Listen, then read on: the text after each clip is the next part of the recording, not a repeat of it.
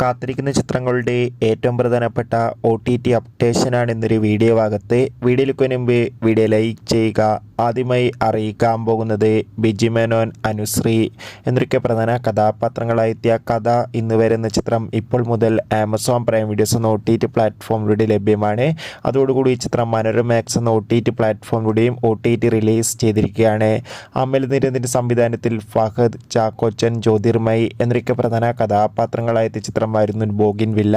ചിത്രം ഇപ്പോൾ മുതൽ നമുക്ക് സോണി ലീവ് എന്ന OTT പ്ലാറ്റ്ഫോമിലൂടെ ലഭ്യമാണ്.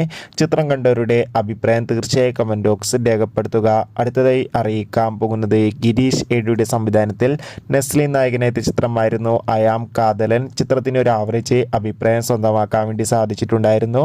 അയാം കാതലൻ എന്ന ചിത്രം ഉടൻ തന്നെ നമുക്ക് മനോരമാക്സ് എന്ന OTT പ്ലാറ്റ്ഫോമിലൂടെ ആസ്വദിക്കാൻ വേണ്ടി സാധിക്കും. എന്തായാലും ചിത്രത്തിൻ്റെ OTT റിലീസിനായി നമുക്ക് കാത്തിരിക്കാം. ബാലു വർഗീസ്, അർജുന അശോകൻ, ഷൈജു കുർപ്പ് എന്നൊക്കെ പ്രധാന കഥാപാത്രങ്ങളായ ചിത്രമായിരുന്നു പല്ലൂട്ടി 90 കിഡ്സ്. ചിത്രം ഈ വരുന്ന ഡിസംബർ 18 മുതൽ മനോരമാക്സ് എന്ന OTT പ്ലാറ്റ്ഫോമിലൂടെ OTT റിലീസ് ചെയ്യുമെന്ന് ഒഫീഷ്യലായി കൺഫേം ആക്കിയിട്ടുണ്ട്.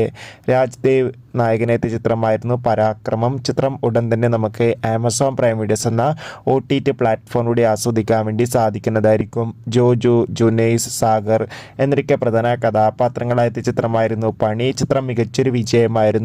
ഏവരുമേറെ ആകാംക്ഷയോടെയായിരുന്നു പണി എന്ന ചിത്രത്തിൻ്റെ OTT റിലീസിനായി കാത്തിരിക്കുന്നത്.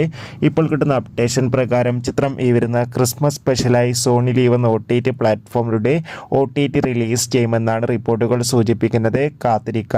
അല്ലു അർജുൻ, ഫഹദ്, രേഷ്മിക എന്നൊക്കെ പ്രധാന കഥാപാത്രങ്ങളായ ചിത്രമായിരുന്നു പുഷ്പ 2. ചിത്രം മികച്ചൊരു വിജയമാണ്. ചിത്രത്തിന് ഇപ്പോൾ ബോക്സ് ഓഫീസിൽ നിന്ന് ഏകദേശം 1000 കോടിക്ക് മുകളിൽ കളക്ഷൻ നേടിയെടുക്കാൻ വേണ്ടി സാധിച്ചിട്ടുണ്ട്.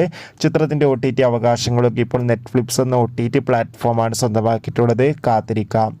നസ്രിയ, ബേസിൽ ജോസഫ് എന്നൊക്കെ പ്രധാന കഥാപാത്രങ്ങളായ ചിത്രമായിരുന്നു സൂക്ഷ്മദർശിനി. കഴിഞ്ഞ ദിവസം ചിത്രത്തിൻ്റെ HD പ്രിൻ്റ് ലീക്കായിട്ടുണ്ടായിരുന്നു. ഇപ്പോൾ ആ ചിത്രം ഉടൻ തന്നെ നമുക്ക് ഡിസ്നി പ്ലസ് ഹോട്ട്സ്റ്റാറിലൂടെ കാണാൻ വേണ്ടി സാധിക്കും. കാത്തിരിക്കാം. കൂടുതൽ അപ്ഡേഷൻ അറിയാൻ വേണ്ടി നിങ്ങൾ കാത്തിരിക്കുന്ന ചിത്രം ഏതാണെന്ന് കമൻറ്റ് ചെയ്യുക. Bye bye.